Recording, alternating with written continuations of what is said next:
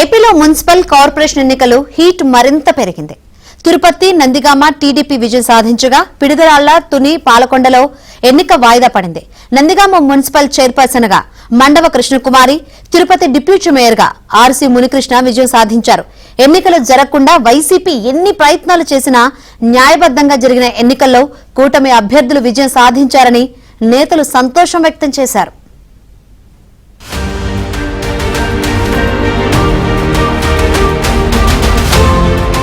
ఏపీలో పలు పురపాలక సంఘాలకు జరిగిన చైర్మన్, డిప్యూటీ చైర్మన్ ఎన్నికల్లో వైసీపీకి షాక్ ఇస్తూ టీడీపీ జైకేతను ఎగురవేసింది. నందిగామ, తిరుపతిలో టీడీపీ అభ్యర్థులు విజయం సాధించారు. నందిగామ మున్సిపల్ చైర్పర్సన్ గా మండవ కృష్ణకుమారి ఎన్నికయ్యారు.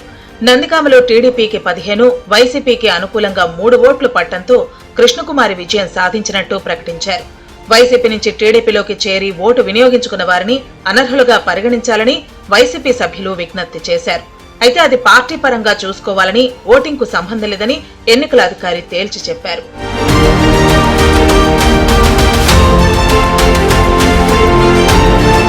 ఉత్కంఠభరితంగా జరిగిన తిరుపతి ఉప మేయర్ ఎన్నిక ప్రశాంతంగా ముగిసింది. కూటమి అభ్యర్థి ఆర్సీ మునికృష్ణ గెలుపొందారు. తిరుపతి మున్సిపల్ కార్పొరేషన్ లో మొత్తం 50 ఓట్లు ఉంటే ఇద్దరు ఆరోగ్యం సరిగా లేక హాజరు కాలేదు. 48 ఓట్లకు గాను 26 కూటమికి, 21 వైసీపీకి వచ్చాయి. సభ్యులు చేతులెత్తి ఓటింగ్ లో పాల్గొన్నారు.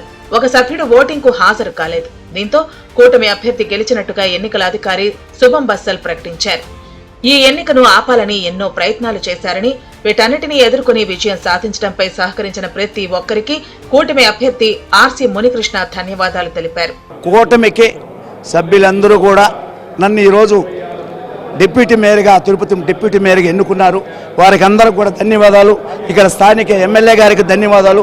అలాగే ఇక్కడ అందరూ మంత్రి గారు కానీ ఇతర నాయకులందరికీ కూడా పేరు పేరున ధన్యవాదాలు తెలుపుకుంటూ మాకు సహకరించిన, ఈ కూటమికి సహకరించిన ప్రతి ఒక్క నాయకులకి, మా కార్పొరేటర్లందరికీ కూడా పేరు పేరున ధన్యవాదాలు.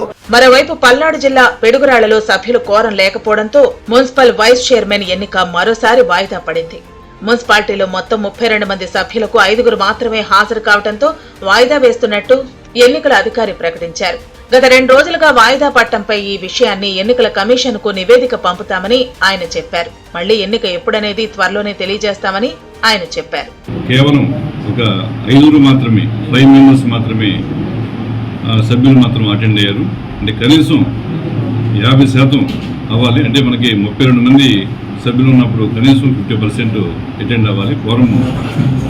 ఫారం కావాలంటే ఆ రూల్ 2005 రూల్స్ 763 జీవో ప్రకారంగా స్టేట్ మన ఎంఈయుడి అంటే municipal administration and urban development authority యొక్క రూల్స్ ప్రకారం కూడా, రూల్ 5 ప్రకారం కూడా మనకి ఫోరం కంప్లీట్ కాలేదు 2వ రోజు కూడా.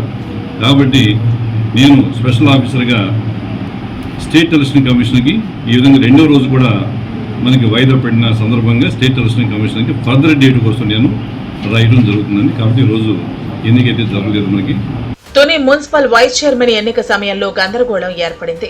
పోటాపోటీగా టీడీపీ, వైసీపీ ఆందోళనలు కొనసాగాయి. ఉద్రిక్త పరిస్థితులతో ఎన్నికల ప్రక్రియను అధికారులు రద్దు చేశారు.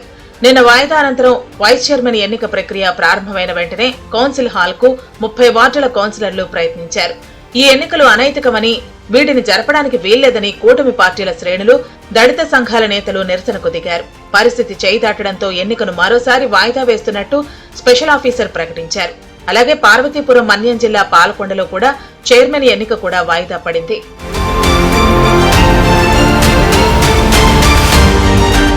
మొత్తానికి ఏపీలో పలు మున్సిపాలిటీల్లో జరిగిన ఎన్నికల్లో టీడీపీ సంచలన విజయం సాధించింది. ఎలాగైనా విజయం సాధిస్తామనే ధీమాతో ఉన్న వైసీపీకి ఈ విజయం షాక్ ఇచ్చింది. మరోవైపు ఎన్నిక వాయిదా పడ్డ మున్సిపాలిటీల్లో కూడా టీడీపీ పక్కా విజయం సాధిస్తుందనే ధీమాతో కూటమి పార్టీలున్నాయి.